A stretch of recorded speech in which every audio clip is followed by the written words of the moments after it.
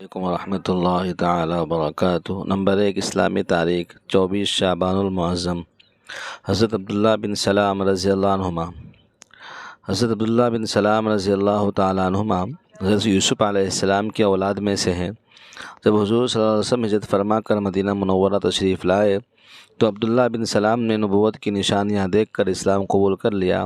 آپ یہودی مذہب کے عالم تھے۔ یہودیوں کے تمام فرقوں کے لوگ آپ کے تقوی اور صلاحیت پر متفق تھے اور آپ کی تعظیم کرتے تھے۔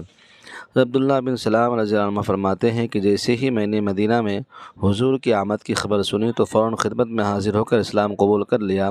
گھر واپس آ کر میں نے اپنی بیوی اور بچوں کو اسلام کی دعوت دی، وہ بھی مسلمان ہو گئے۔ میری بوڑھی پھوپھی خالدہ بھی میری دعوت سے مسلمان ہو گئی۔ پھر حضور صلی اللہ علیہ وسلم کے پاس آیا اور عرض کیا کہ یہود کے سرداروں کو دعوت دیجیے۔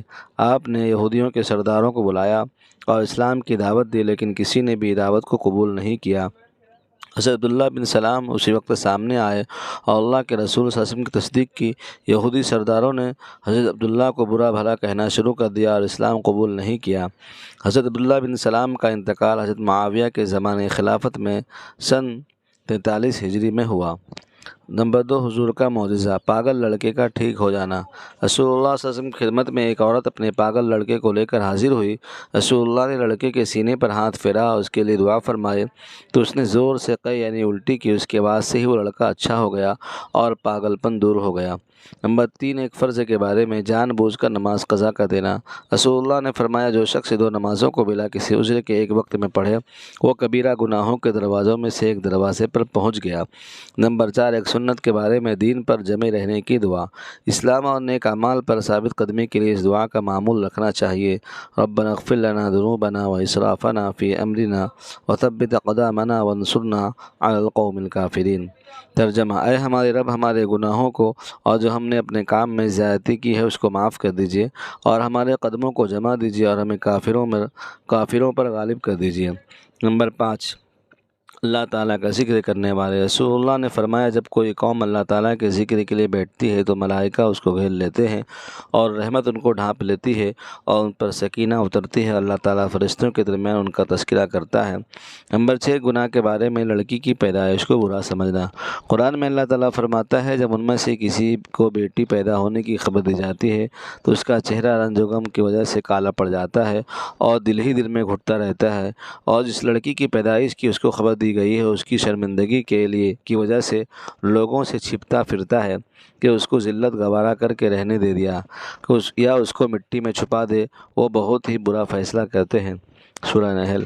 نمبر 7 دنیا کے بارے میں۔ قرآن میں اللہ تعالیٰ فرماتا ہے انسان تجھے اپنے رب کی طرف سے کس چیز نے دھوکے میں ڈال رکھا ہے کہ تو دنیا میں پڑھ کر اسے بھلائی کے لیے رکھتا ہے، حالانکہ اس نے تجھے پیدا کیا اور پھر تیرے تمام اعضاء ایک دم ٹھیک انداز سے بنائے، پھر بھی تو اس سے غافل ہے۔ نمبر 8 آخرت کے بارے میں۔ جہنمی کا جسم کیسا ہوگا؟ حضرت ابن عباس رضی اللہ عنہ فرماتے ہیں کیا تم جانتے ہو کہ دوزخیوں کی چوڑائی کتنی ہے؟ حضرت مجاہد رحمۃ اللہ علیہ فرماتے ہیں کہ میں نے کہا نہیں، فرمایا ہاں خدا کی قسم تم نہیں جانتے، دوزخیوں کے کان کی لو اور منڈے کے درمیان 70 سال چلنے کے بقدر فاصلہ ہوگا، جس میں خون اور پیپ سے بھری وادیاں ہوں گی۔ نمبر 9 طب نبوی سے علاج۔ مریض کا نفسیاتی یعنی سائیکالوجی علاج۔ رسول اللہ صلی اللہ علیہ وسلم نے فرمایا اب تم کسی مریض کے پاس جاؤ تو اس کی موت کے بارے میں تسلی کی بات کہو، کیونکہ تمہاری یہ گفتگو اگرچہ اللہ کے فیصلے کو تو نہیں بدل سکتی مگر اس مریض کے دل کو سکون پہنچائے گی۔ نمبر 10 نبی صلی اللہ علیہ وسلم کی نصیحت۔ رسول اللہ نے فرمایا جب تم جنت کے باغات کے قریب سے گزرو تو خوب چلو۔ صحابہ نے عرض کیا جنت کے باغات کیا ہے؟ رسول اللہ نے فرمایا مسجدیں ہیں۔ پھر صحابہ نے پوچھا چرنا کیا ہے؟ تو رسول اللہ صلی اللہ علیہ وسلم نے فرمایا سبحان اللہ والحمد للہ ولا الہ الا اللہ واللہ اکبر کا ذکر کرنا ہے۔ اللہ تعالی ہم سب کو ان باتوں پر عمل کرنے کے، اس کو پھیلانے کی توفیق عطا فرمائے۔ شکریہ۔